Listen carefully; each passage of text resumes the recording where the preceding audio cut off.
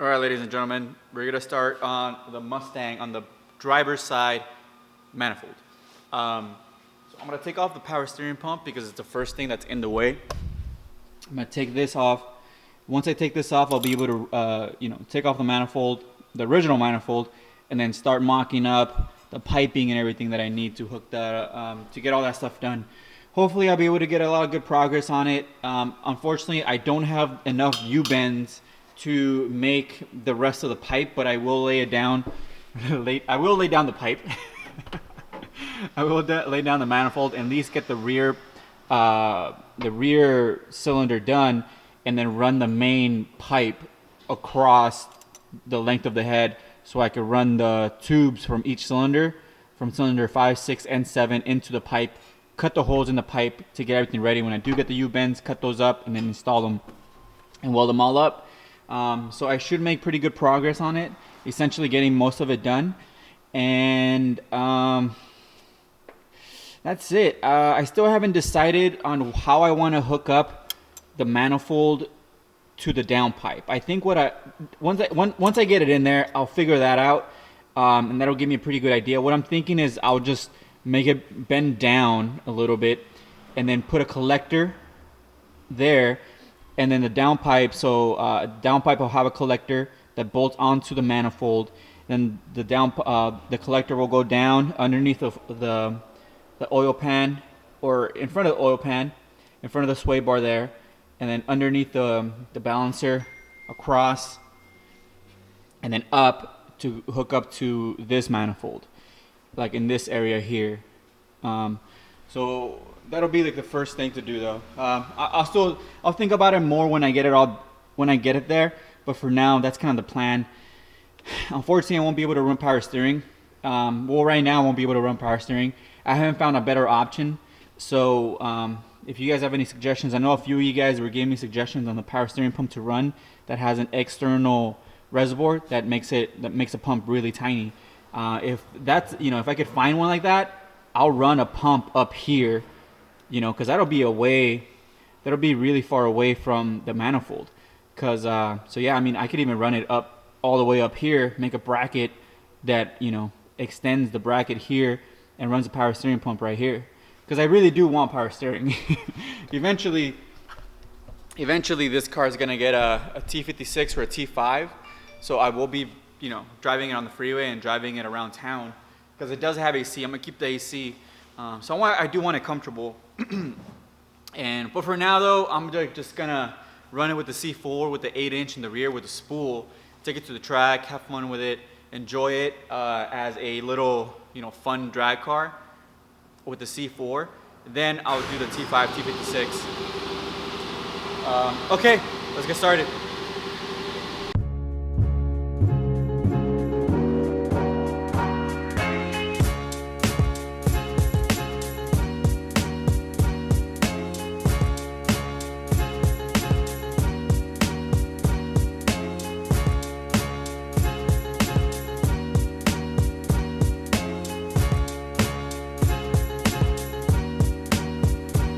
Alright, boys, I got the manifold off, the original one. I gotta lift the car up and then get it from the underneath, but I don't want to fucking do that right now. What I have to do is finish cutting up. Okay, I don't think I explained this very, very well. So I had some extra headers laying around. Okay, they were for my 289. My 289 blew up, had no oil. So what I did was I took those headers and I chopped them off, and I'm using the flange. The reason why is because the flange, the cheapest one I found was like 110 bucks. I don't want to fucking spend $110 when I could just cut the freaking manifold, the headers off, and then just use them to build my turbo manifold. Because I want to save as much money as possible on this build, because I want to keep it under $1,000 bucks. And I can use $100 bucks for anything else that I need for the car, like a blow-off valve or whatever the fuck.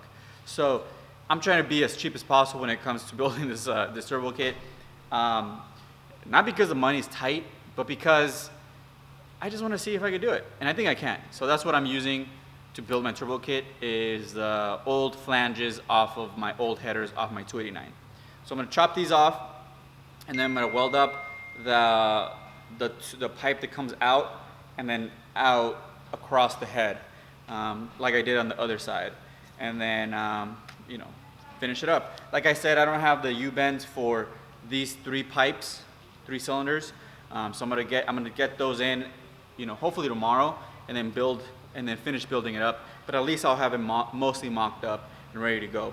So yeah, that's it. Let's go ahead and get started and get this thing done.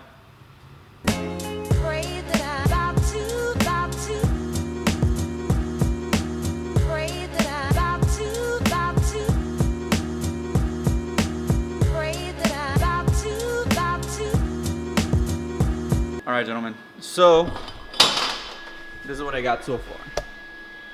So I got the bend coming out of here, and I got this pipe that I am gonna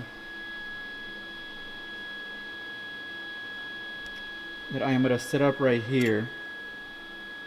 What was happening, I'm gonna add this piece to here, because what was happening was when I set this down like this pipe would hit the shock tower, so I have to bend it up just a little bit, about 1/4 of an inch, so it'll clear the shock tower and it'll run up against the head parallel without hitting the shock tower. It'll give me clearance also.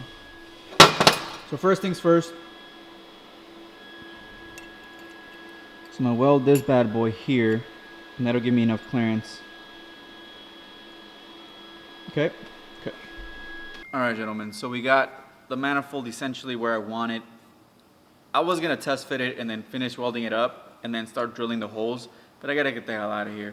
And I gotta remove the R134, the Freon, out of the 66, and then take the lines off so I can kind of fish this in there. And it's already 7 o'clock, so I gotta get the hell out of here. But tomorrow I'll take the Freon out and then I'll take the lines off, and then I'll fish this in there, make sure that it's clocked properly, because it has to sit in a little bit of an angle to miss the shock tower, and then a little bit of like an angle this way to make sure it doesn't hit the valve cover. So it has to be positioned properly. I just tacked it so I can move it around if I need to. But once I have it in the right position, I'll be able to make the holes and then get the other 3 cylinders routed up properly and all that good stuff. But pretty good progress, getting it done. Little by little. You know, when people say, how do you build a house? You say, 1 brick at a time. And that's what I'm doing here. 1 little thing at a time, 1 brick at a time. All right, boys. I'll see you tomorrow for part 3. Take care. All right, boys. I got the AC lines off. And I have the manifold sitting here how I kind of wanted to sit. I kind of eyeballed it when I welded the main crossover pipe onto the rear pipe from cylinder number 8. So it's pretty good. The only issue is, let me try to shine some light on here. Only issue is if you look at the shock tower right here, it's a little bit, there's a little bit of room there, like a 1/4 inch of room between the header and the actual the shock tower.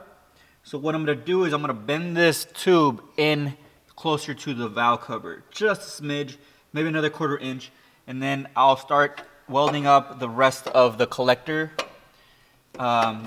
pipes to the main crossover tube. But it's pretty much how I want it. This will be essentially what it'll look like with the tubes running into it. I will bend it in like a little bit closer, bend it in a little bit more, which it shouldn't be a big deal. I have a couple of centimeters to move it back and forth. It's pretty loose still. I just tacked it in the back over here. So yeah, let's go ahead and just move this in a little bit and retest fit it. Make sure it's far away enough from the shock tower, and then we'll start welding up the tubes. All right.